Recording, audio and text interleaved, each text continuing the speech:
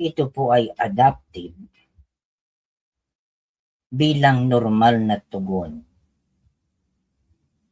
dun sa bigat ng suliraning ating pinagdaraanan sa buhay. At habang nagdaraan tayo doon, normal na talagang yakapin natin yung kalungkutan. Normal na magkaroon tayo ng kalunggatian. Normal na tayo'y lumayo doon sa mga taong nakakasakit sa atin.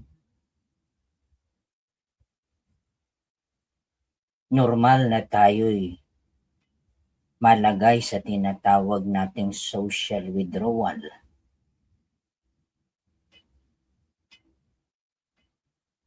Pero habang nangyayari po yun, dahil sinasabi po natin adaptive, yung response natin ay nagkakaroon tayo ng mas malalim na pag-iisip.